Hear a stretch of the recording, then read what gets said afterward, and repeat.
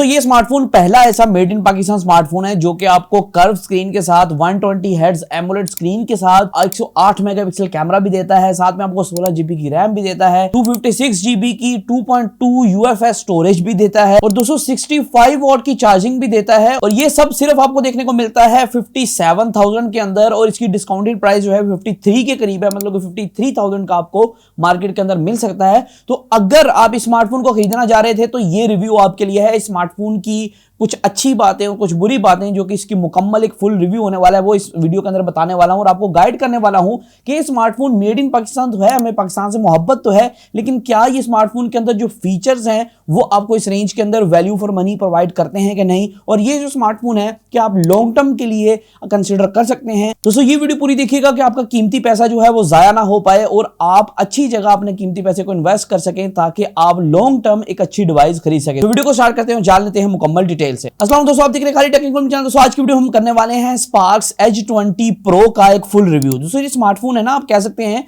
कि भाई curve edges के साथ सबसे खूबसूरत 3 फोन में से एक स्मार्टफोन है जो कि इस रेंज के अंदर आपको देखने को मिल रहा है। आजकल आपको पाकिस्तान के अंदर ना 60,000 की रेंज के अंदर बहुत से स्मार्टफोन ऐसे देखने को मिल रहे हैं जो कि कर्व एजेस के साथ आते हैं। अब ये भी स्मार्टफोन कह सकते हैं उसी रेंज का प्लेयर है और इसकी सामने की साइड आपको एमोलेड स्क्रीन 120 हर्ट्ज और इस तरह की काफी चीजें देखने को मिलती हैं जो कि इस रेंज के अंदर देना बहुत ज्यादा मुश्किल होता है और काफी ब्रांड कोशिश कर रहे हैं कि इस रेंज के अंदर कर्व एजेस वाले जो मतलब कि थोड़े से है ना कस्टमर, उनको डील किया जाए, उनको समझा जाए, उन्होंने कोई अच्छा स्मार्टफोन प्रोवाइड किया जाए। वैसे भी जो है कर्व एजेस को लोग अब लाइक करना शुरू हो गए और समझना भी शुरू हो गए हैं। वो जो पुराना कॉन्सेप्ट था ना कि भाई ये कमजोर होते हैं, ये पैनल को संभालना थोड़ा मुश्किल होता है, वो जरा क्योंकि थोड़ा सा लॉस्ट हो गया, क्योंकि कई कंपनीज ने ना अपने मोबाइलों से अखरोट वगैरह भी तोड़े हैं इसी चीज को साबित करने के लिए कि भाई फोन जल्दी टूटता नहीं, आप टेंशन ना लें, आप खरीद लें। तो आप क्विक अनबॉक्सिंग देख लें, अनबॉक्सिंग जरूरी है क्योंकि डब्बे के अंदर कुछ ऐसी चीजें थी जो कि हाईलाइट करना जरूरी है, तो वो देख लें, उसके बाद में इसकी रिव्यू की तरफ चलते। तो दोस्तों यहाँ हमारे पास आ चुका है एज 20 प्रो, 16 जीबी रैम सामने की तरफ मेंशन है, 8+8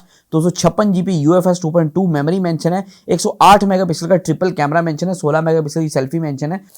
ये हमारा जो मेन बॉक्स है वो निकल के आ गया है और इसकी ओपनिंग मेरे ख्याल इसी तरह होगी, जरा शटर वाले स्टाइल में इसको ऊपर से निकालना पड़ेगा। जी हाँ दोस्तों, इस तरह कुछ निकल रहा है और एज 20 प्रो का बॉक्स, फोन को मजीद हम रखते हैं साइड पे और मेन चीज़ चलते हैं हम बॉक्स की तरफ। बॉक्स के अंदर क्या क्या चीज़ें, बॉक्स को ओपन करते ही ये मेरे ख्याल प्रोटेक्टेड फिल्म है, ये टेम्पर ग्लास नहीं है लेकिन आपको प्रोटेक्टर देखने को मिलता है क्योंकि कर्व स्क्रीन के साथ आता है। डिवाइस वेरिफिकेशन पीटीए से तस्दीक की आपको पर्ची देखने को मिलती है और यूजर मैनुअल पहली बार मैं देख रहा हूँ जो कि कलरफुल है। ये वैसे तो ब्लैक एंड व्हाइट ही आती है। 65 वाट का चार्जर है इसके साथ जो कि अच्छी बात बन जाती है इन्होंने। ये type C to type C होगा। इस बुरखे में से इसे निकाल लेते हैं स्लाइड करके और ये बुरखा इसका उतर गया और इस तरह का कुछ आपको फोन देखने को मिल रहा है। तो दोस्तों अगर हम बात करें स्मार्टफोन के ओवरव्यू की, दोस्तों इसका जो है प्लास्टिक बिल्ड आपको देखने को मिलती है। बैक की तरफ प्लास्टिक है लेकिन फ्रोस्टेड टाइप फिनिशिंग के अंदर है, मतलब कि मैट टाइप आपको फ्रोस्टेड टाइप फील होगा। स्पार्क्स की ब्रांडिंग है। बैक की तरफ ट्रिपल कैमरा है, जो कैमरा है ना वो भी फ्रोस्टेड टाइप फिनिशिंग के अंदर है लेकिन सिल्वर लुक के अंदर है। बाकी जो है फोन ब्लू सा देखने को मिलता है। और यहाँ दोस्तों जो एक आपको एलईडी फ्लैश देखने को मिलता है, ट्रिपल कैमरा है। साइडें जो है वो भी फ्रोस्टेड प्लस ग्लोसी दोनों में है जो कि अच्छी बात बन जाती है। साइडें बहुत ज्यादा स्लिम है, स्मार्टफोन एक्चुअली में देखने को स्लिम देखने को मिलता है जो कि अच्छी बात बन जाती है। और दोस्तों इसकी आपको टाइप सी की पोर्ट देखने को मिलती है। 3.5mm जैक नहीं दिया गया है। एक नीचे की साइड पे एक सिंगल स्पीकर है। एक यहाँ दोस्तों आपको डुअल माइक देखने को मिलता है स्मार्टफोन के अंदर जो कि अच्छी बात है, नॉइस कैंसिलेशन के अंदर आपको मदद देगा। और एक आपको सिम जैकेट देखने को मिलती है जो कि हाइब्रिड वाली है, मतलब कि या 2 सिम लगाएंगे या एक सिम एक मेमोरी कार्ड लगा सकते हैं आप। और यहाँ दोस्तों अगर हम मजीद बात करें, इसके अंदर इन डिस्प्ले फिंगरप्रिंट स्कैनर है, साइड माउंटेड नहीं है जो कि अच्छी बात है। आपको डिजाइन जो है वो बहुत ही ज्यादा, मुझे डिजाइन वाइज ये स्मार्टफोन बहुत अच्छा लगा। काफी ज्यादा एलिगेंट, काफी ज्यादा बेहतरीन डिजाइन था।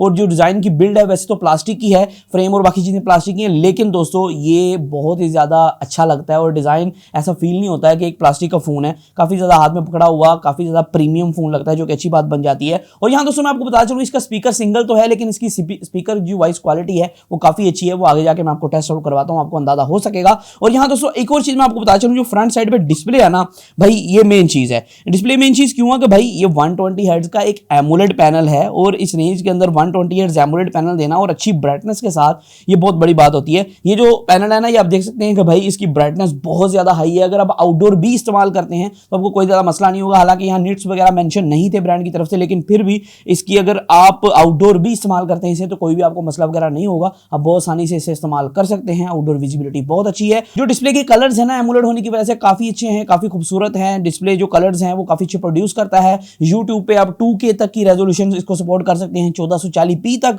वहां तक आप देख सकते हैं और इसके रिजल्ट ओवरऑल बहुत अच्छा था।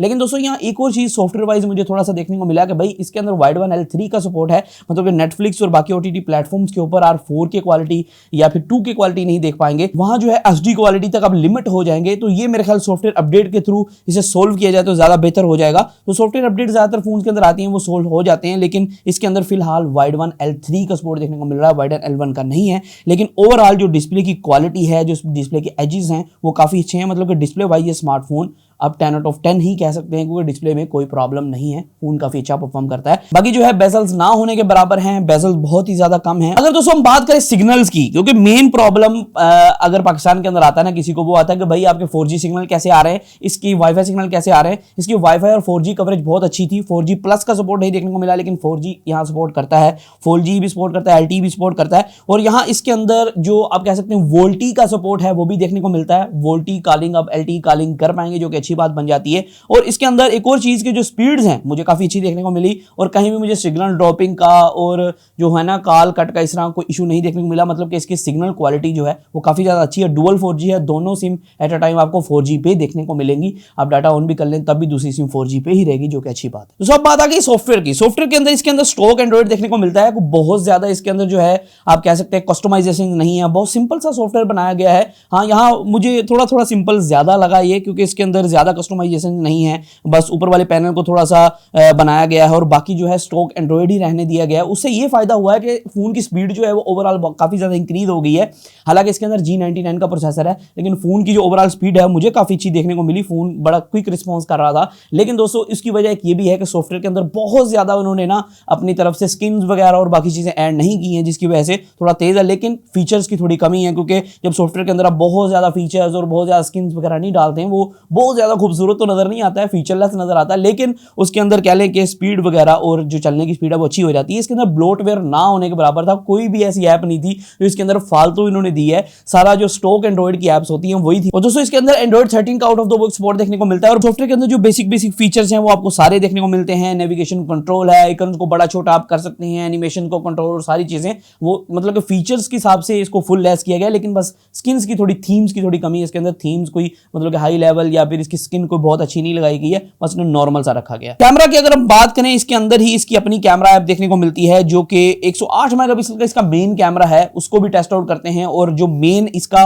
कह लें कि 8 मेगापिक्सल का एक और अल्ट्रा वाइड सेंसर है, मतलब कि बैक में 3 सेंसर है, 108 मेगापिक्सल का मेन सेंसर है, 8 मेगापिक्सल अल्ट्रा वाइड है और 2 मेगापिक्सल का एक डेप्थ सेंसर आप कह लें, या फिर आप वैसी वो लाइट साइड टैग करने के लिए कह लें। और यहाँ दोस्तों जो आपको मेन सेंसर देखने को मिलता है ना, उसकी जो ओवरऑल क्वालिटी थी फोटोज की, वो डे लाइट के अंदर काफी अच्छी थी, और जो अल्ट्रा वाइड सेंसर है उसकी भी क्वालिटी काफी अच्छी देखने को मिल रही थी। अल्ट्रा वाइड सेंसर काफी अच्छी फोटोज कैप्चर कर रहा था, लेकिन थोड़ा कलर शिफ्ट जरूर था अल्ट्रा वाइड के अंदर और मेन सेंसर के अंदर। जो मेन सेंसर था ना, वहां आपको जो है 108 मेगापिक्सल का सेंसर देखने को मिल रहा था, जो डेडिकेटेड फोटो लेता है, लेकिन उसको बहुत ज्यादा स्टिल रखना पड़ता है, फिर वो 108 मेगापिक्सल की डेडिकेटेड फोटो ले पाता है, वरना उसके लिए मुश्किल हो जाता है। अगर हम बात करें दोस्तों नाइट मोड की, नाइट मोड इसके अंदर भी परफॉर्म करता है, अच्छा चलता है। नाइट मोड को बहुत खास भी नहीं है और बहुत जो है आप कह सकते हैं बुरा भी नहीं है, वो नाइट मोड काफी अच्छा परफॉर्म करता है। अब नाइट के अंदर अगर आप एक जगह स्मार्टफोन टिका के फोटो लेते हैं तो बहुत अच्छी आ जाती है। और अगर आप बात करते हैं ना इसकी नाइट के रिजल्ट की, तो वो कुछ ज्यादा खास नहीं था, लेकिन जो डे लाइट का रिजल्ट है आपको अच्छा देखने को मिल रहा है। अगर हम वीडियो क्वालिटी की बात करें, भाई वीडियो क्वालिटी के अंदर वैसे इसका डेडिकेटेड मैं कैमरा रिव्यू लेके आऊंगा, उसके अंदर आपको बताऊंगा इसका जो कैमरा है वो एक्चुअली में कैसा परफॉर्म करता है,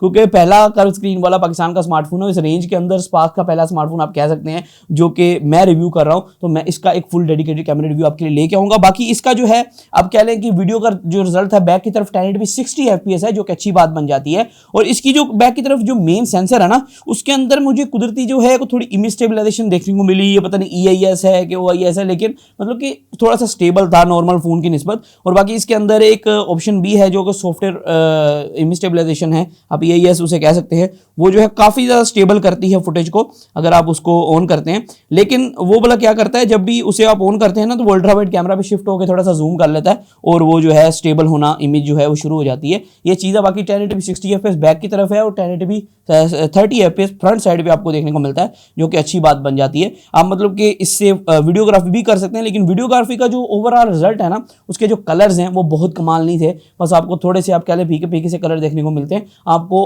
बाद में अगर एडिटिंग वगैरह करनी पड़ेगी, अगर आप ये स्नैपचैट से बनाते हैं तो फिर आपको कुछ अच्छे कलर देखने को मिलेंगे। स्मार्टफोन की जो एक और मेन चीज है वो ये है कि इसके अंदर 5000 mAh की बैटरी है और साथ में 65 वॉट का फास्ट चार्जर है। दोस्तों इसकी बैटरी टाइमिंग की तरफ से मैं काफी ज्यादा इंप्रेस था, ड्यू टू सॉफ्टवेयर है, पता नहीं क्या मसला है, लेकिन इसकी बैटरी टाइमिंग बहुत अच्छी मुझे देखने को मिली।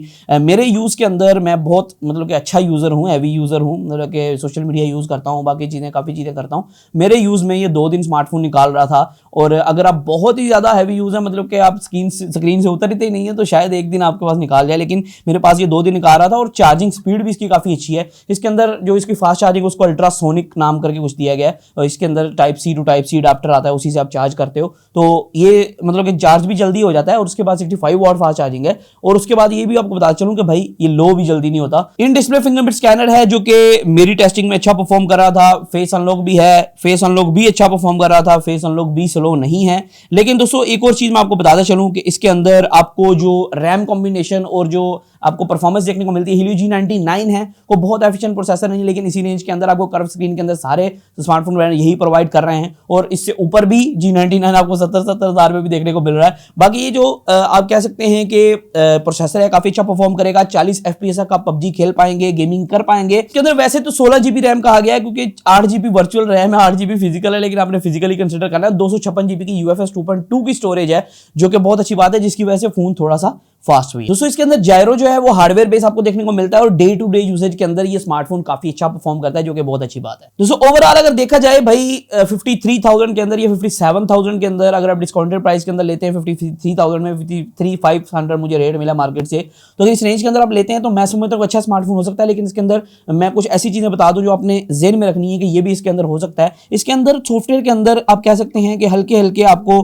ग्लिचेस देखने को मिलेंगे, जैसे कि इसके थोड़ी सी आप कह लेंगे जो लिखाई है वो थोड़ी सी ज्यादा जो है ना बड़ी बड़ी की गई है। मतलब कि जो आप कह सकते हैं कि ऐप्स के नाम होते हैं और बाकी चीजें जो है उसको आप छोटा बड़ा नहीं कर सकते। छोटा बड़ा तो कर सकते हैं, लेकिन जो बोल्ड वाला टेक्सचर जो है वो खत्म नहीं कर सकते, ये चीज है। इसके अंदर जो सॉफ्टवेयर है वो बिल्कुल सिंपल है, कुछ ज्यादा आप फीचर्स इसके अंदर एक्सपेक्ट ना करें। बाकी इसके अंदर गूगल डायलर है सॉफ्टवेयर के अंदर, आप ऑटो कॉल रिकॉर्डिंग वाला फीचर जो है वो इंजॉय नहीं कर पाएंगे, जो कि ये भी आपने ज़हन में रखना है। और दूसरी बात, और इसके अंदर NFC नहीं है, 3.5mm का जैक नहीं है, सिंगल स्पीकर है, लेकिन क्वालिटी अच्छी है।